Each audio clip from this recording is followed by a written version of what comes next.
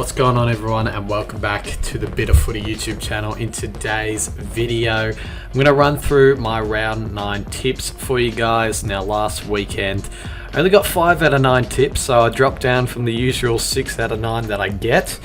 So I tipped the Dogs. They lost. I got the Freo game, obviously. I think most people did. I got the Tigers game. I lost the Swans game. Suns causing an upset. I tipped the Giants over the Cats. Really shouldn't have. Tipped the Hawks over the Bombers. Obviously, the Bombers had that amazing win. Tipped the Lions over the Eagles. Got that one correct. And then I also got the D's over the Saints and the Blues over the Crows correct. I've got 44 points in total, and I think I'm 15th out of 21 people in my tips. Yep, that is right. Delaney 12. I only got 4 out of 9 last week, which leaves him on 50 points. And then Geordie Pluto catching up. He got 7 out of 9, and he's also on 50 points. So we've got equal leaders. And then technically in second spot, then we have D-Back Attack on 49. Then a few people on 48 points as well. While I stick on 15th on the ladder with 44 points.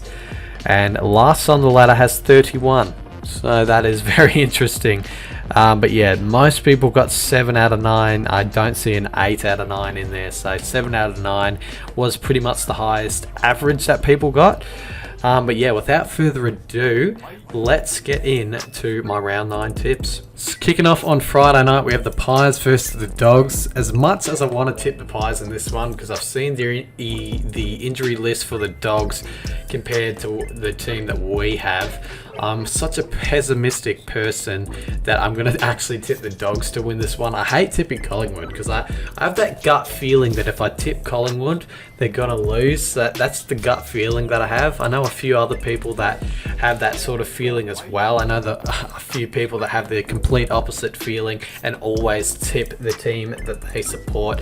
I'm the complete opposite, so I'm going to tip the Dogs to win this one. I think they're getting Bontempelli back, so that should help them out in the forward line because they're going to lose Waitman this week. No Tim English though, but we don't have Grundy, so is it really a big loss? I wouldn't say so. It's definitely going to be a 50-50 game either way, no matter what the teams are going to look like.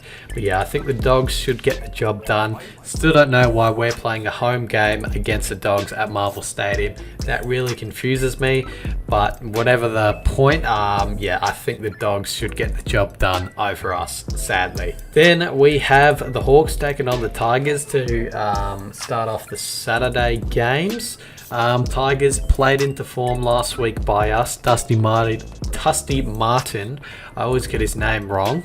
Dusty Martin, he played a terrific game, had 20 plus touches and kicked 2 snags as well. Just a typical Martin performance over the Pies. Then we had the Hawks, who had that very disappointing loss over an undermanned Essendon side.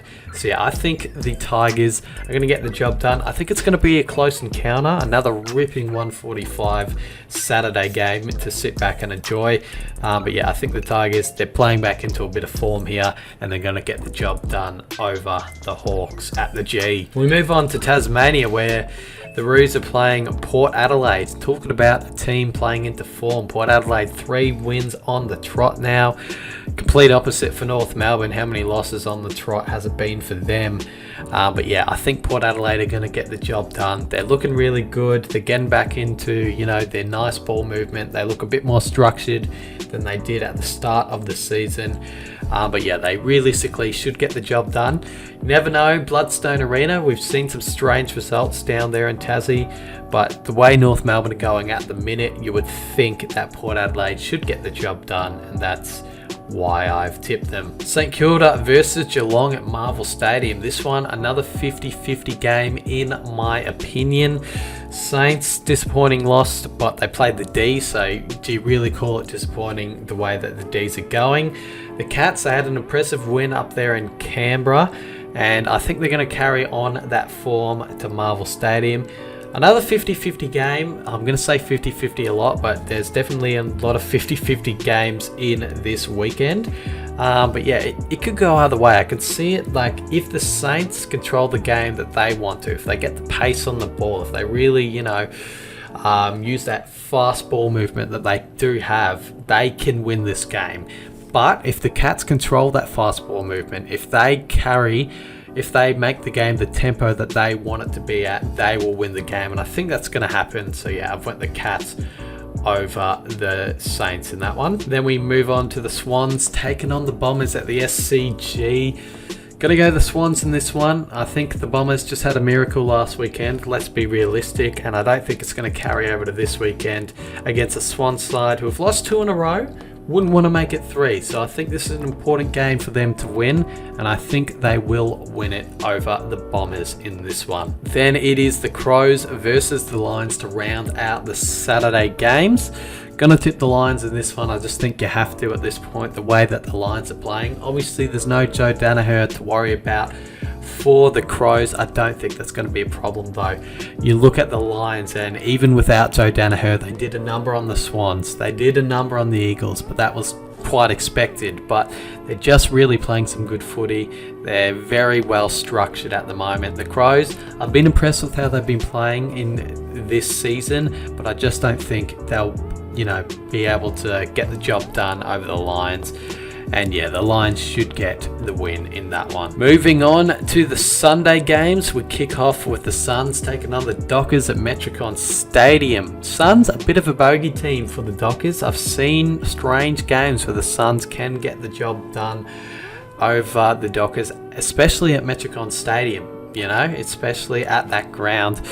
You just think though, with the team that the Dockers have, with how the Dockers have been playing in recent weeks, they went down to Geelong with basically half a team and still managed to get the job done. So you would think that the way that they're going right now, they're really confident in the way that they are playing, and they should get the job done over the Suns at Metricon. Obviously impressed with how the Suns were last week, but I said it in the tipping video. I said that I've seen the Suns beat the Swans at the SCG, and that's exactly what happened. So was I overly surprised? Not really. But yeah, I think the Dockers, the way that they're playing, they should get the win over the Suns. Moving on to the Giants taking on the Blues at Giants Stadium. I cannot believe the tipping percentage for this one. It's 19% to the Giants and 81% to the Blues. I don't think that's right though. I think the Giants are well in this game. No Harry Mackay in the side as well. And if you look at the form guide, the last 5 wins in a row, all GWS, and that's probably, some of those games are probably with Charlie Curnow and Harry Mackay both in the same side. So you look at that and think, yeah, the Giants are definitely a bogey side for the Blues, no matter what side the Blues bring out. And this year the Blues have probably got one of their best sides in the history, but I think that the Giants will roll them. Well, not roll them, but I think they'll get the win over the Blues. They're probably looking for this win, the Giants, the way that they've been going so far, and I think they'll be able to secure the W over the Blues in that one. Then we have the D's taking on the Eagles at Optus Stadium. Obviously the Eagles home game, but yeah, I think the D's, it should be a relatively easy win for them. This could be a percentage booster. You look at the odds, hear this one out, $1.01 to the D's, $17 to the West Coast Eagles. That's how much the bookies are backing the D's at the moment. So I'm going to back the D's as well.